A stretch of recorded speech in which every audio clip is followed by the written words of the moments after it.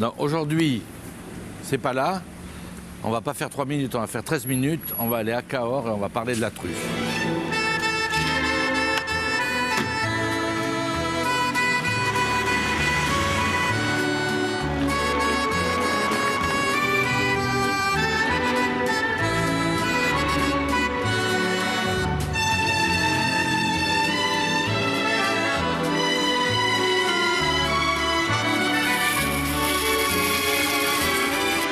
Dis donc, le temps de merde. Bonjour, va ça va et toi? Formidable. Et il faisait beau quand je suis parti de Bordeaux, et ici, c'est l'hiver. Ben oui, mais la truffe est un produit d'hiver. Alors, Pierre-Jean Pébeire est producteur de truffes depuis 4 générations. On est sur son pays, on est près de Cahors.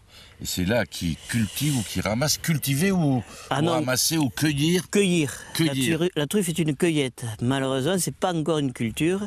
Et ça explique pourquoi c'est un produit si rare. Parce que là, il y a une truffière de 3 hectares.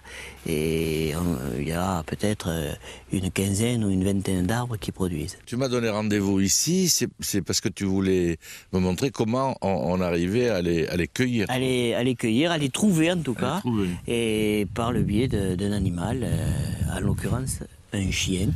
Le chien de Madame Tedesco, qui est une dame Bonjour. très très connue dans le monde du dressage des chiens truffiers, qui est sans doute la personne la meilleure. Bon, on va voir. Ah ben on va voir.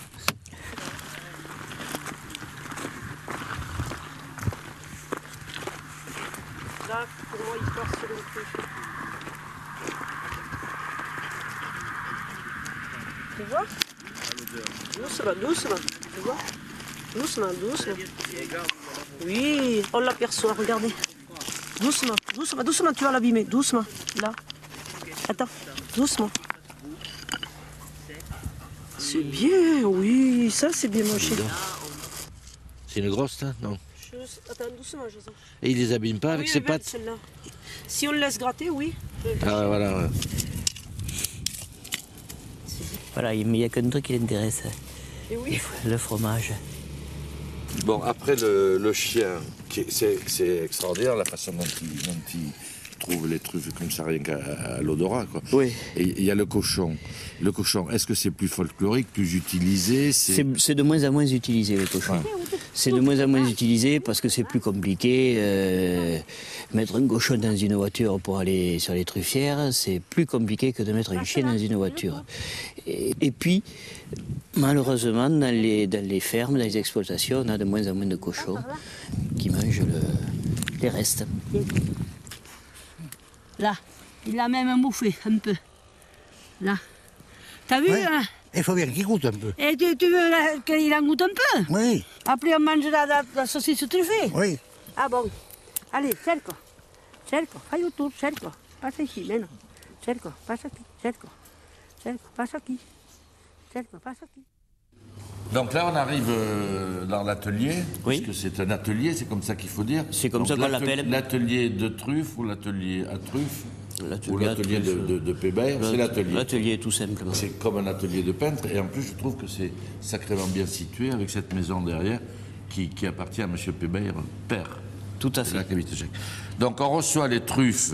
Vous le recevez, les truffes ici, oui. Vous allez les chercher et vous les amenez comme ça. Et moi, ce qui m'épate, c'est qu'elles sont quasiment brutes de décoffrage, on va dire, oui. Remplies de terre. Elles sont, en théorie, elles sont telles que le chien ou le cochon les a trouvées et que l'homme les a récoltées, c'est-à-dire avec la terre autour. Et il y a environ 10 à 15% de terre autour de la truffe, selon les périodes auxquelles on ramasse la truffe. Quand on ramasse la truffe dans une période très sèche, il y a plutôt moins de terre. Quand il pleut beaucoup, eh bien sûr la terre colle, est plus lourde et on se retrouve avec beaucoup plus de terre. Mon premier travail là, ça va être de faire un tri très rapide entre les plus grosses qui semblent bonnes et les plus petites qui semblent bonnes aussi.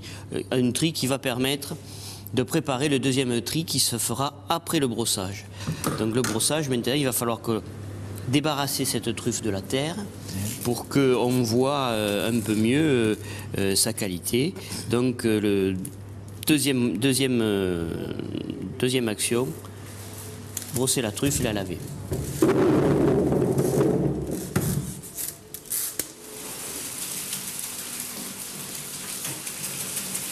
on va les laisser un petit moment dans l'eau pour que la terre se délite un petit peu, se détache de la truffe, se ramollisse également.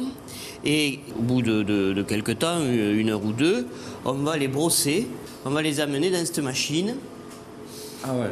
Qui est une machine, c'est comme une machine à laver le linge pratiquement, sauf que le tambour est tapissé avec des brosses nylon. Ça c'est vous qui l'avez construite? Non, c'est une machine qui a été inventée en 1920 et qu'a acheté mon grand-père. En fait, c'est le seul progrès technologique important et déterminant dans mon métier depuis mon arrière-grand-père. C'est la machine à brosser les truffes.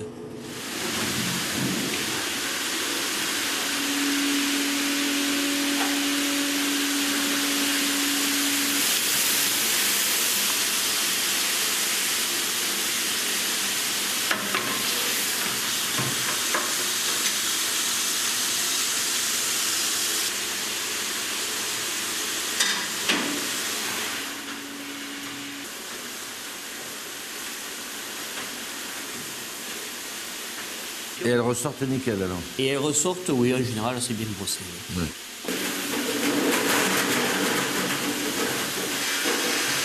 Bon, donc là, je vais faire le 3e triage.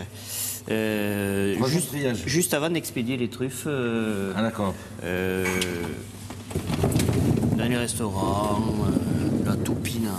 La topina. Par exemple. Partout tu les canifes? Toujours.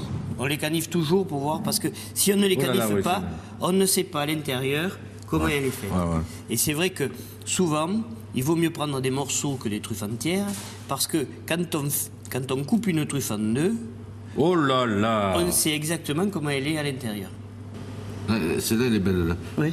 Mais c'est pas le tout, mais on fait l'heure d'aller casser la croûte. Il faudrait peut-être aller manger la maintenant. Tu m'as promis qu'on allait une omelette aux truffes. Comme une ça. omelette aux truffes et puis une saucisse truffée.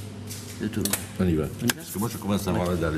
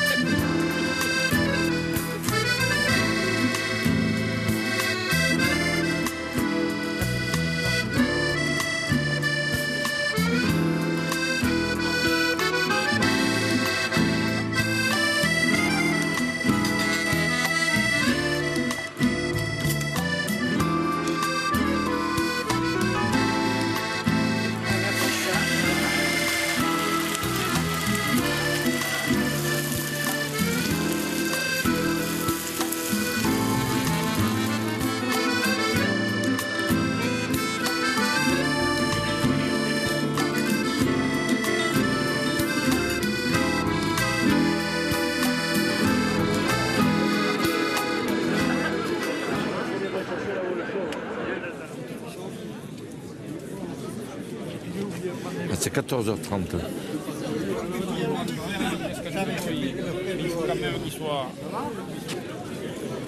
C'est lequel votre panier? Celui-là? Pardon? Votre panier, c'est celui-là? Non, c'est celui-là. Ah ouais. Ils sont grosses. Et ça vaut combien ça? J'en demande 7. 7 quoi? 7 euros le kilo. 7 euros? Non. 700. 700 quoi.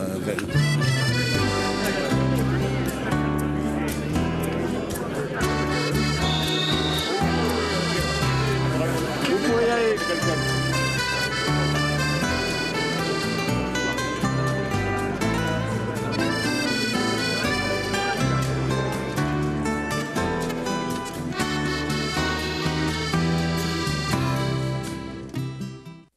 Bon, ben on n'aura pas trop pleuré quand même. Et non.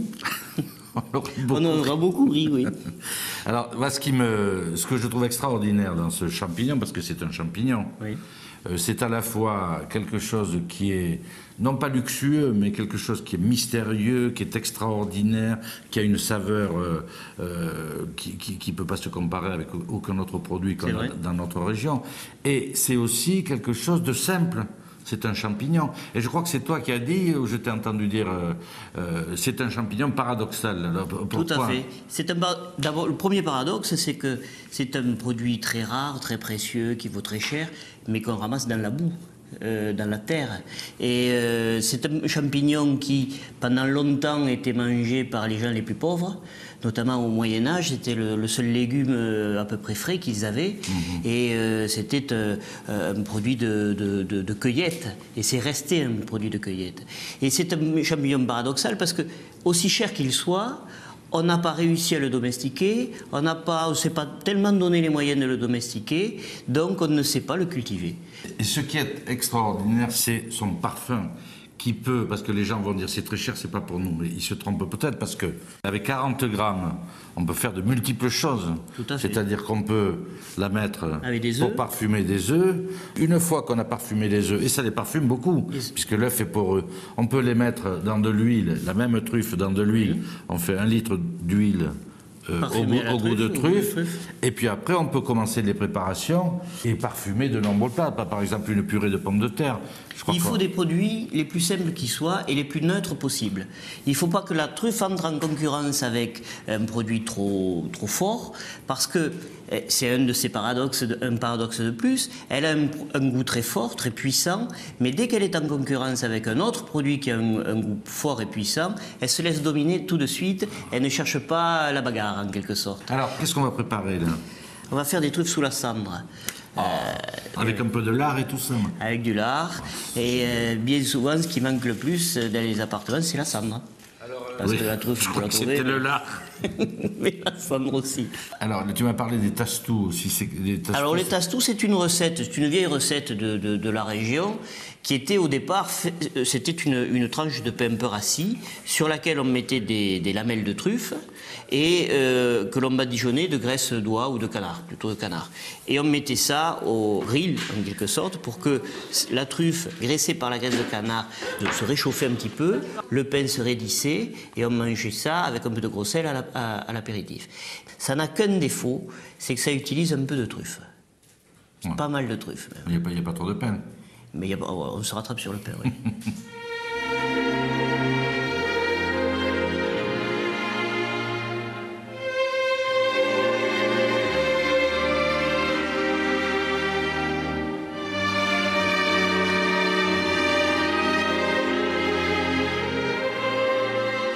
C'est pas simple leur histoire de trouver des truffes.